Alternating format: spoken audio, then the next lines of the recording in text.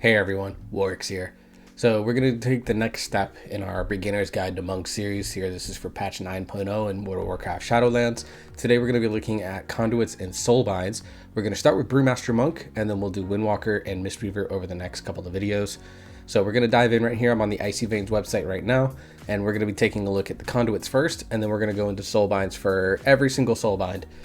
In this video. In the next couple of videos, we won't go as deep in detail with them. We'll just kind of pick and choose the best ones and then go from there. So let's start with the endurance conduits because they're right here on the top of the page. So for Brewmaster Monk, there's two that you really want to be looking at. Harm Denial. Expel Harm's healing is increased by a certain percentage depending on rank, starting at 25 and maxing out at 60. This one's really good because it makes the initial heal from Expel Harm much bigger. This is going to be really good for consistent healing for yourself every 5 or 6 seconds on Expel Harm's cooldown, and is going to allow you to have a strong ability to be able to keep yourself sustained throughout a fight. The other one that's decent, pretty good, I actually use it right now, is Celestial Effervescence. While under the effects of Celestial Brew, effects that are heal you are increased by anywhere between 18 and 45%. So basically, when you heal yourself, this increases the healing that you do to yourself. So Harm Denial in combination with Celestial Effervescence and a double endurance conduit setup may actually be really powerful self-sustain. This one is good for, so Harm Denial only does the initial heal. Celestial Effervescence includes Gift of the Ox Orbs. So both of these are actually really good for different reasons. I like using Celestial Effervescence, but Harm Denial is generally seen as the better one.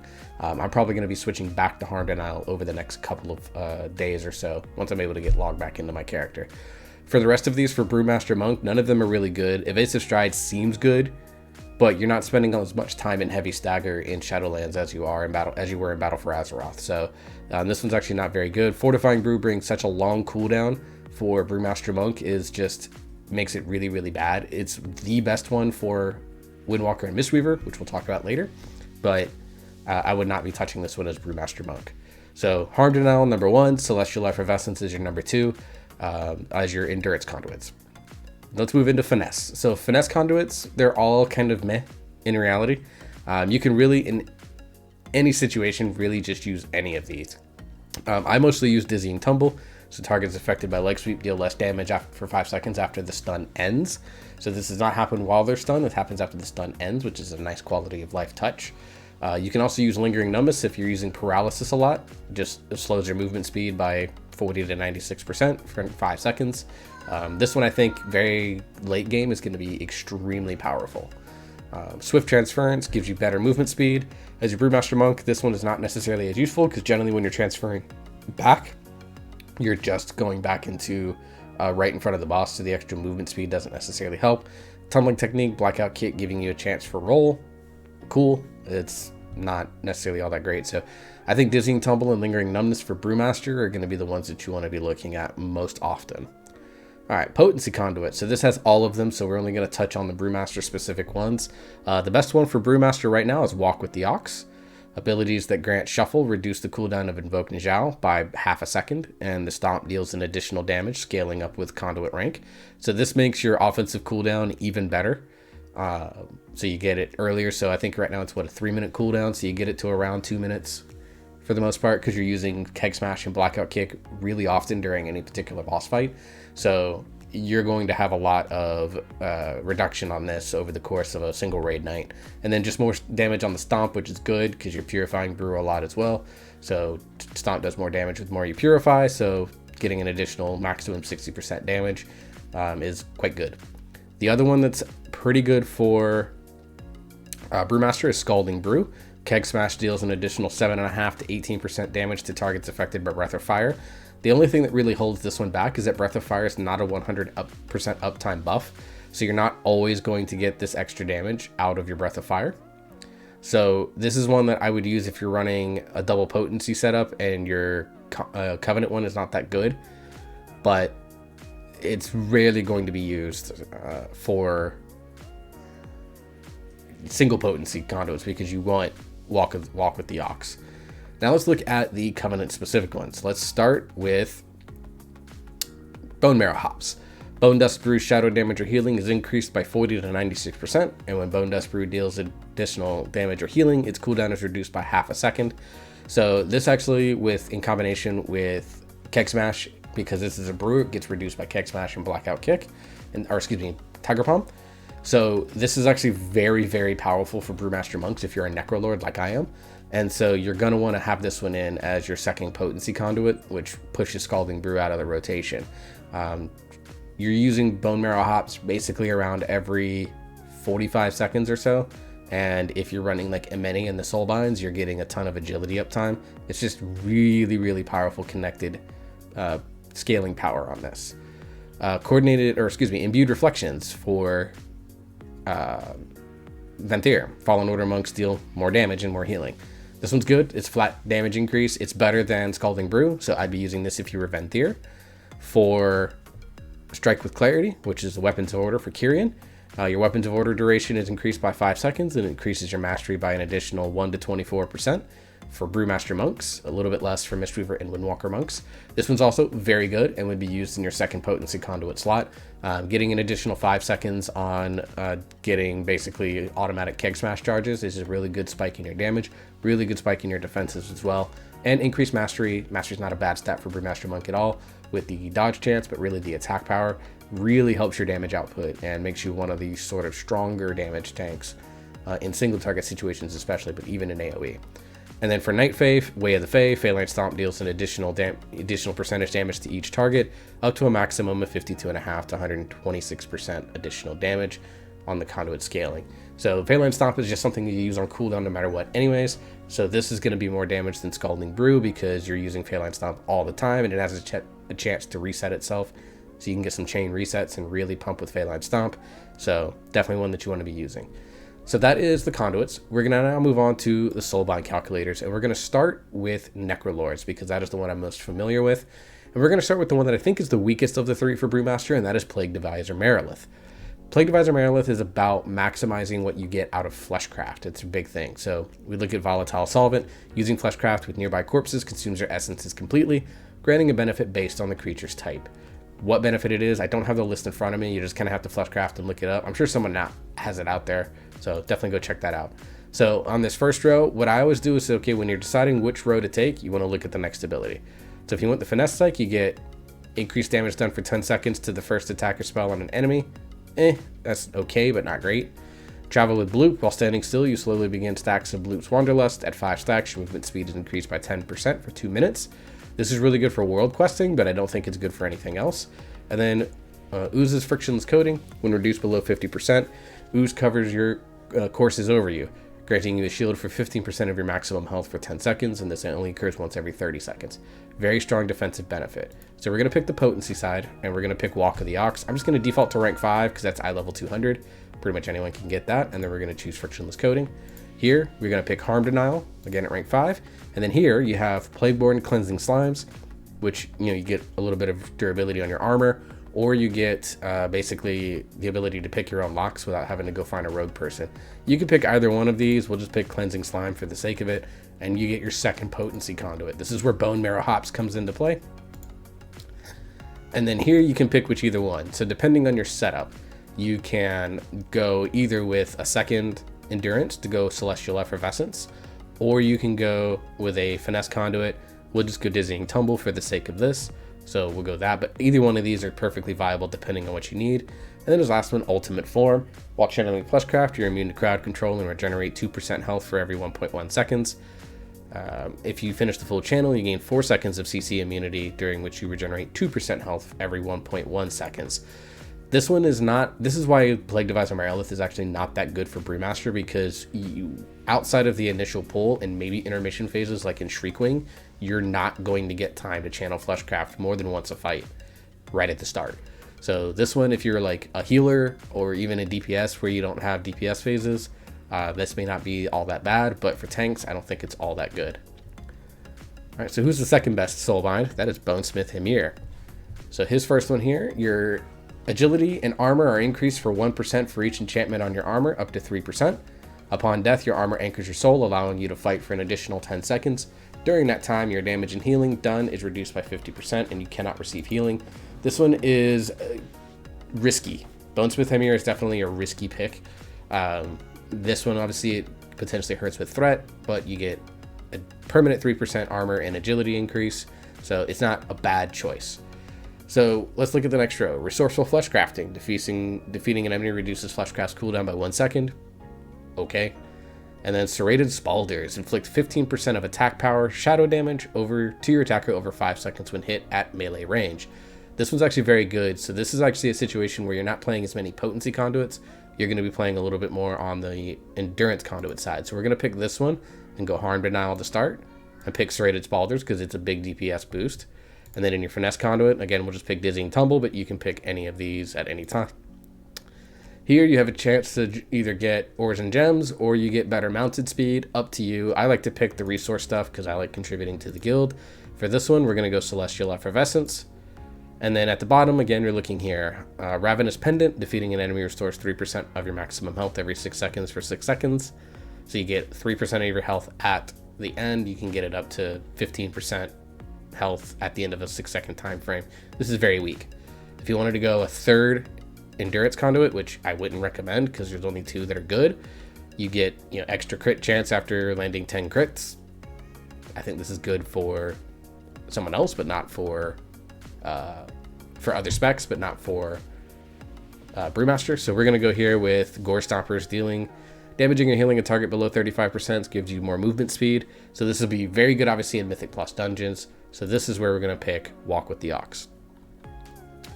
So as you can see, this tree definitely plays a lot more defensive with Celestial Effervescence and Harm Denial. You're kind of counting on Walk with the Ox and Serrated Spalders to make up the damage loss for you. So it's a little bit more of a risky gameplay style versus the last Soulbind and many, but it is one that can have value for you depending on how you get yourself set up. And finally, Ameni. Lead by example. Activating your Necrolord class ability increases your agility by 5% and up to 4 nearby allies' primary stat for 2%. You gain an additional 2% agility for each ally affected. So basically you're guaranteed a 13% agility increase because you're going to get up to 4 allies, especially in Mythic Plus. So strong, because this helps your stagger, this helps your attack power. This is all just extremely good. This is one of the best early pick Soulbind abilities of all 12 Soulbinds in the game right now. So next up, we got Ameni's Ambulatory Flesh, channel Fleshcraft while moving. Again, outside of an initial pull, you're not going to be using Fleshcraft all that often as a Brewmaster monk. So you get this one, Ameni's Magnificent Skin, get 5% health for 30 seconds. This is going to help right at the start of a pull, give you a little bit of extra health to help maybe take a little bit of stress off your healers. So again, Walk with the Ox into Magnificent Skin, into Dizzying Tumble or any one of your choice. Here you get I'm not even going to try to say this. After taking falling damage, the health loss becomes a shield lasting 30 seconds. World questing, you might take a lot of fall damage, but in the raid and Mythic Plus situation, you're not doing that. Heart's Kidney Stone gives you a second Heartstone on a 12-hour cooldown that gets reduced by 5 minutes for every killing blow you get. I love this ability, so we're going with that. And then you get your first one, Harm Denial. And then we'll look at the last ability, Sulfuric Emission. We're reduced below 20% health. You fear enemies for 4.5 seconds every minute. Okay, it's risky. Gnashing Chompers gain 3% haste for 10 seconds after defeating an enemy, up to 15%. Great for Mythic Plus, terrible for raid. And then Gristled Toes, movement speed increased by 3% for every enemy nearby, up to 15%. This would be good for low movement fights. I'm thinking something like Huntsman Altamore, where you're having to move Hecatus a lot. So you have those 2 enemies there, you're getting that additional 6% movement speed. Just allows you to maybe not take that 1 extra hit from the auto from Hecatus, who can hit really hard. So we're going to go here, and we're actually going to put Bone Marrow Hops in this one. This is actually the Soulbind setup. I don't have Gristled Toes just yet, but this is the Soulbind setup that I have for Ameni. I would say for early and late Renown levels, you want to choose Ameni if you are going Necrolord. Bonesmith Hamir can be really good in the very end game if you're at 35 plus Renown. Plague Deviser Marilith is good if you really like doing Fleshcraft channels. He might be really the best for Torghast and for open world stuff, but for raiding in Mythic Plus, you're going to want Ameni. Let's move on to Kyrian. Kyrian is the second best, or is probably the best Covenant. I like Necrolord a lot for a lot of other reasons, but Kyrian, if you're going Kyrian, we're going to start with the worst one, and that's Forge Light Prime Mykonikos. I don't know of anyone that actually chooses him.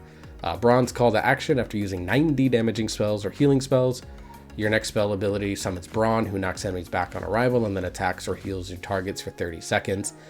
90 spells, it's a lot. Now, as Brewmaster, you're casting a lot of spells. You're one of the higher APM tanks outside of like Vengeance. So this one's not bad, but 90 spells is a lot, and you're not going to be getting it as often as you think you are. So File of Serenity knocks enemies away from you. This one is, I think, great for DPS and for PvP, but not for Mythic Plus rating. Forge Light Filter, when you're reduced below 35%, your file automatically heals you. This is just really good. It's a free heal below 35% health, excuse me. So you definitely want to go ahead and use that. Again, Dizzying Tumble, whatever one you want to choose here. Resilient Plumage, fall damage decreased by 20%, and damage you take is reduced by 15 seconds. Regenerate Materials, getting extra durability on your armor, saves on your repair bills. It's a nice little quality of life thing that isn't impactful. Here, you're going to go Harm Denial, and then at the bottom, you got Sparkling Drift Globe Core. When reduced below 35% enemies, you stun enemies for 3 seconds. Okay, good for Mythic Plus and PvP. I don't see it being useful in Raid. Damaging a new enemy gives you 3% haste for 10 seconds, up to 5 stacks, so this can be really good for Mythic Plus. And then you have Soul Steel Clamps. After standing still, incoming stun and incapacitate durations are reduced by 30%. Here, this is another Soulbind where you're going to go double. To me, you're going to go double endurance and get this Hammer of Genesis, just because getting that haste on pull is going to be really good. Gives you a little bit more energy regen, allows you to do a little bit more damage at the start. But Forge Light Prime, as much as I love this character model and I love the character himself, this one's very, very weak. Next up, Clea. Valiant Strikes is very good. Your critical strikes, which you do stack because you're a Brewmaster monk, grant you stacks of Valiant Strikes up to 20 stacks. If a nearby party member drops below 50% health, you consume these stacks to heal them for 1% of their health per second. After healing this way, you may not benefit from it for 60 seconds again. So this is really good team utility, so we'll go with that. Here, Ascendant File renders you immune to curse, disease, poison, and bleed effects for 8 seconds. I don't think this is actually all that good if you're playing Kyrian, because you already have File of Serenity, which removes all that stuff, so making you immune from it for 8 seconds. In PvP, this might be very good, but in Raid and Mythic Plus scenarios, it's very niche. Whereas Mentorship, giving everyone else 5% health above 90% health is okay. Both of these are very niche, but when in doubt, pick the Potency slot because it's always going to grant you more damage. So again, we go Finesse, Dizzying Tumble. Here, Cleansing Rites. After 5 seconds out of combat, you gain a shield for 10% of your maximum health, or you get mounted movement speed. Both of these are niche. This one has a little bit more use in Mythic Plus situations, not going to be during a raid fight. So pick whichever one of these you want. So we'll just do the mounted movement speed, and then we'll get our Harm Denial for our required defensive slot. And here, Resonant Accolades, when receiving healing above 70% health or healing an ally that's above 70% health, 4% of that healing is repeated on targets over 5 seconds. This is actually pretty good, but as a tank, you're not going to be necessarily sitting. 70% health is a hard threshold to be at all the time, so it's niche. Pointed Courage, critical strike chance increased by 5% for enemies or allies up to 5%. Very good. You like crit as a Brewmaster, so this is actually really good. And Bearer's Pursuit, your damaging spells and abilities have a chance to decrease your target's movement speed by 45% for 20 seconds. On weeks in Mythic Plus that you need to kite, so Necrotic, Raging, Bolstering, this is actually going to be very good. On weeks where you don't want to kite, like Sanguine, this is going to be very bad.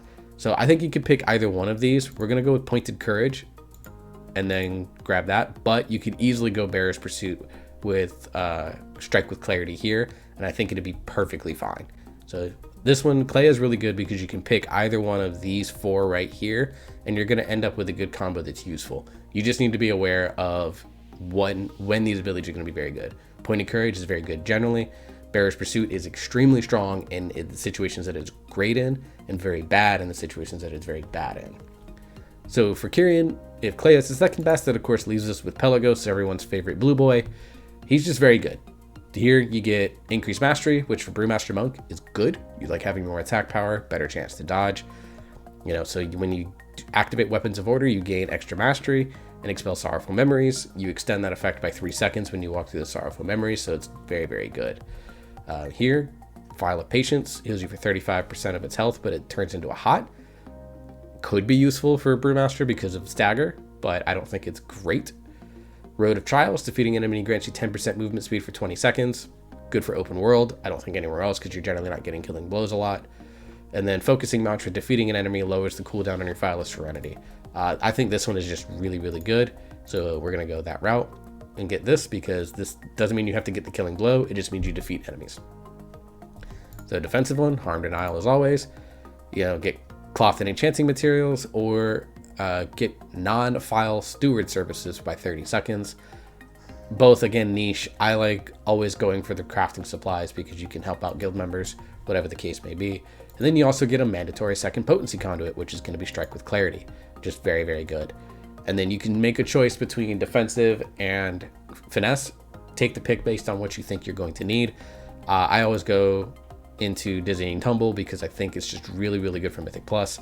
And Let Go of the Past is a fantastic bottom row ability.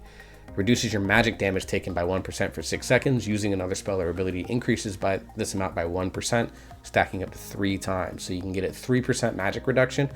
Brewmaster Monk is one of the weakest tanks against magic damage because we only stagger it at 35% effectiveness, so we can really get chunked by it. So having Let Go of the Past and being able to have a little bit of extra magic damage resistance, very good. And you get this pretty early compared to other ones. You get this, I think, at Renown 29 or 30. So this one's actually going to be really good to get, especially right around now where the Renown cap, I think, is 32 or 33.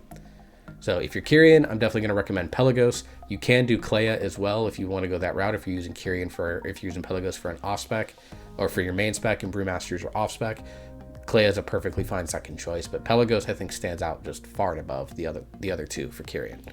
Let's move on to Night Fae. So for Night Fae, we're going to start with these. I don't know which one's the best. We're just going to start at the top with Naya. Grove Invigoration. Dealing damage has a chance to grant you a stack of redirected anima, increases your maximum health by 1%, and your mastery by 2.9 for 30 seconds, and stacks overlap. So as this goes, you can continue to stack this up quite a bit. Activating your Night Fae class ability grants you 12 stacks of redirected anima, so it's a 12% health boost. And if that scales off, you're looking at essentially around 36 mastery for activating Phalanx Stomp, which you do often with Night Fae because of its mechanics. Pretty good first ability.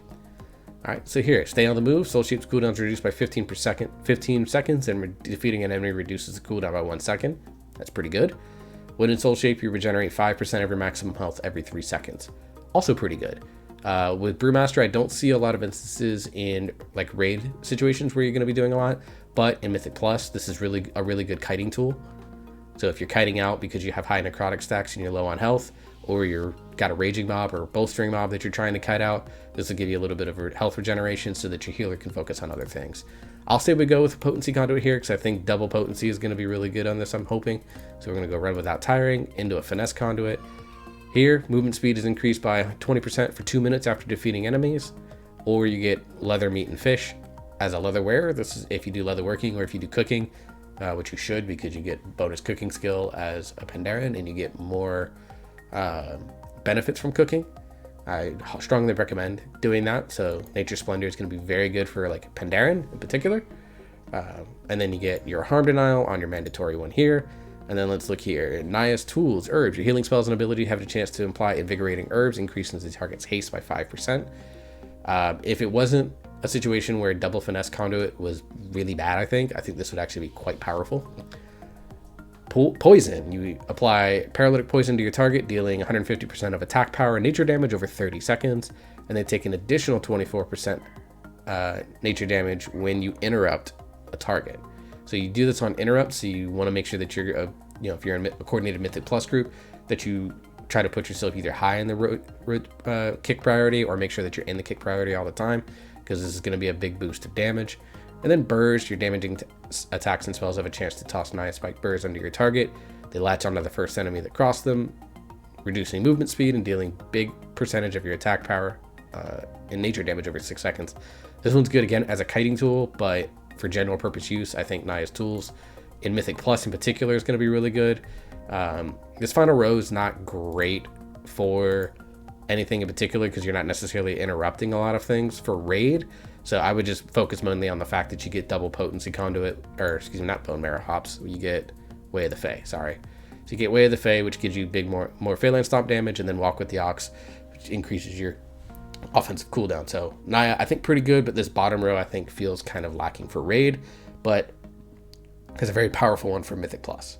Let's look at Dreamweaver. I think everyone loves Dreamweaver with Pod Tender. I think we all know what Pod Tender does. It can be very good as a tank. It's also very risky, but we go from there. Here I'd always err on the side of an Endurance Conduit over a Finesse Conduit. And then you get into your first one here. We're going to go Way of the Fae for your mandatory Potency Conduit. And then you look here, you get Empowered Chrysalis, Social Butterfly, or Soothing Voice. I think Social Butterfly is really good because it just gives increased versatility. So I don't know what's going on here with this. Just do that. And then you go Celestial Effervescence into a third one, which I would say would be Evasive Stride. And then you would definitely want to go with a Potency Conduit here to get your, or excuse me, this is a Dizzying Tumble, so you want to go here to get that. Dreamweaver I don't think is all that good. I think it's really good for strong defensive purposes, but I don't think it's good for as like a well-rounded one. So if you're just getting absolutely crushed, Dreamweaver is very good, but outside of that, once you get a little bit of gear, I think Dreamweaver falls off really hard for Brewmaster Monk. And then there's Kyrian, my favorite one personally. So Wild Hunt Tactics, damage above to targets above 75% health, and healing to targets below 35% health is increased by 10%. When they're enhanced in this way, you get 15% movement speed. Very good for boss fights because you spend quite a bit of time in some places above 75% health. And good on pull as well. If you're trying to gather up some mobs, you get in a little bit of extra movement speed. So quite good. Wild Hunt Charge. When out of combat, your Soul Shape's teleport becomes a charge, stunning target for 5 seconds and ending your Soul Shape. So Pseudo Warrior Charge. PvP, I think this is good, but outside of that, I don't think it's all that great. Horn of the Wild Hunt, however, getting an extra, giving more movement speed to your allies within 40 yards is fantastic. So we're going to go that route. Go Walk with the Ox into Bone Marrow, into our Finesse Conduit. And then here you get the choice between Get in Formation, more mounted movement speed, or your weapon takes no durability damage. I'm always down for this. So go that route. And then you get your Endurance Conduit, which is Harm Denial. And then you look at Hold the Line. After standing still for 5 seconds, you take 15% less physical damage until you move. Actually pretty good because you're not, in a lot of raid fights, you're not moving the boss a lot until you have to have specific movement phases. Though if you're the one doing Hecutus, you may want to, if you're taking this, you may want to ask your raid to let you tank Huntsman for the Hecutus phase. First Strike, damaging an enemy before they damage you increases your chance to critical strike by 25% for 5 seconds. Big burst DPS because you're pretty much always going to be damaging first. So big critical strike boost, which is good for Brewmaster. And then Face your foes when in front of your target, which you will be as a tank. Your spells and abilities decrease the damage they inflict on you by 3% for 2 seconds. I think this constantly refreshes when you're in doing that, so a free 3% mitigation on top of being able to get Way of the Fae. I really, really like Kyrian. I think he's the best one for Windwalker, or for Brewmaster Monk for Night Fae. I like his setup. He's got a good balance of utility with mobility and Horn of the Wild Hunt, and then you get no durability loss on your weapon, which is always good. It makes the weapon indestructible by default, which is great. And you get double Potency Conduit for your 2 best ones, and Face Your Foes is great, good DR with Harm Denial. And then also Face Your Foes works well with Dizzying Tumble because they take less damage from here and less damage from here. So at baseline, that's almost 10% DR for a few seconds and during any given Mythic Plus pool. Kyrian, very strong for tanks. I really, really like Kyrian for Night Fae. And finally, the Vampire Buddy Boys. We're going to start with Theotar the Mad Duke, because I think he's generally the weakest one for Brewmaster. Soothing Shade is pretty cool, where you get 12 seconds of 524 Mastery. Mastery is not the best stat for Brewmaster Monk, so it's okay. The big thing is that if you have high movement requirements, these guys don't move with you, unfortunately. They should, but they don't. Alright, Leisurely Gate. 2 charges, but 30% reduced cooldown, or frees you from roots and snares. I think both of these are very good, depending on what situation you need. I'm going to go with Watch the Shoes, because I think for roots and snares, that's more deadly for a tank, especially if a mob runs away. So we'll go that. And then we get our Potency Conduit, which again is always Walk with the Ox first. You have Life of the Party during the Ember Court, which I'm not a big fan of, but here, flavorful herbs and beverages. I'm an inscriptionist, so this would appeal to me greatly. And then we go second one here, Celestial Effervescence. And then you get Wasteland Propriety. Gives you 6% versatility and 3% versatility up to 4 nearby allies. This is actually really good. I'd consider going Finesse Conduit here. And then you get Combat Potions for lasting longer on an RNG basis. But you're already running 2 Endurance Conduits here, so I don't think this one's that great. And then you get a shield that absorbs 150% of attack power to allies who aid you with healing or beneficial magic. So you grant it to your allies. So this is actually really good for utility. So I actually think Wasteland Propriety is going to be really good here because you're going to be using Fallen Order on cooldown. So we're going to go Dizzying Tumble into Wasteland Propriety. You can do your second Potency Conduit of the Covenant one into Token of Appreciation. I think both of these are very good, so pick which either one, but I would avoid 3 Endurance Conduit setups in almost every situation. Next up, Nagia. Thrill Seeker, extra haste.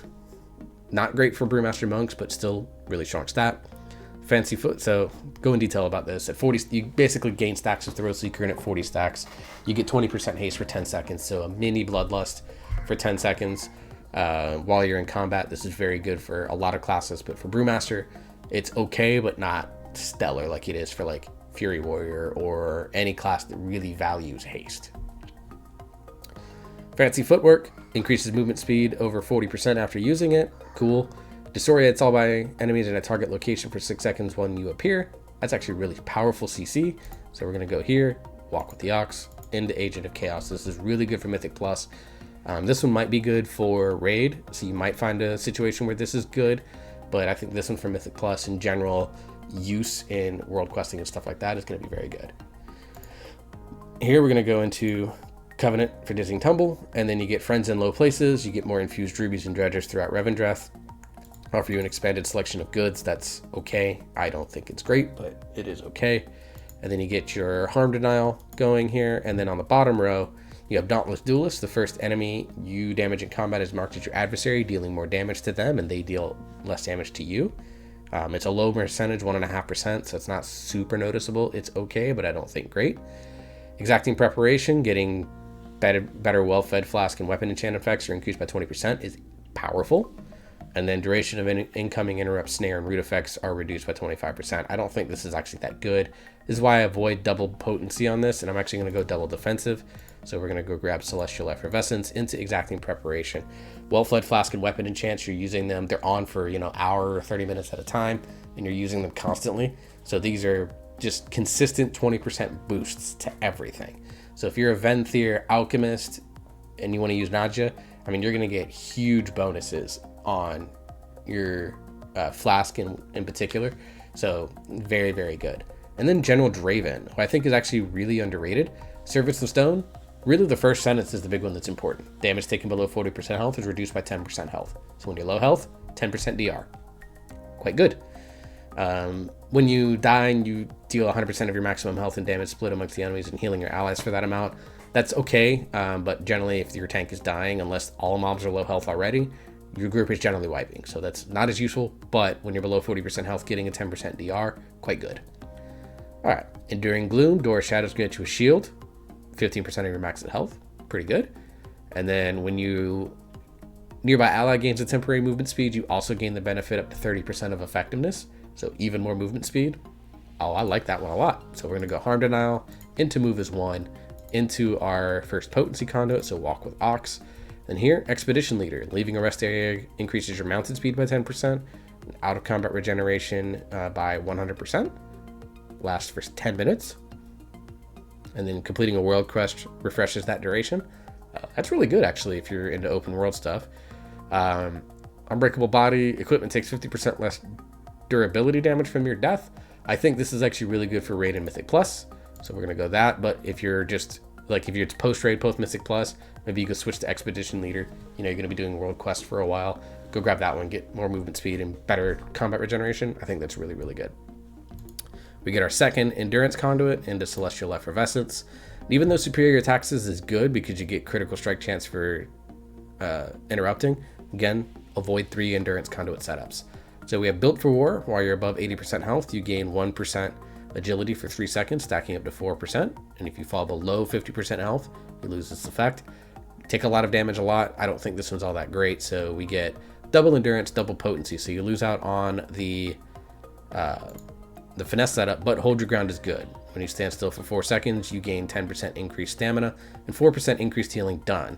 So, and you get it for 6 seconds after you start moving. This is very, very good for both your own health, getting that increased stamina, and getting extra healing done to help out your healers. So that's the Soulbinds. So to recap, I think Nagia is probably the best for Venthyr, but General Draven is very good as well with double endurance, double potency. Actually, I'm going to say General Draven is your best one for Brewmaster. Nagia, very good backup. For Necrolord, you want to go a many, with Bonesmith Hymir being a little bit more of a risky play. For Night Fae, Corrin. And then for Kyrian, Pelagos, with Clay as a good backup. So that's the Conduits and Soulbind review. The next videos, we're not going to go over every single Soulbind for Windwalker and Mistweaver. We're just going to touch on the ones that I think are the best. But I wanted to go deep dive into all 12 Soulbinds for Brewmaster Monk to kind of give you an overview of all the Soulbinds and then kind of why they're good and why they're not good. For the next two videos, to keep them short, we're going to go on this because looking at the time, this is already a 36-minute video. So until the next video is all, I hope you all stay safe. Hope you all wear your masks, and I will see you next time.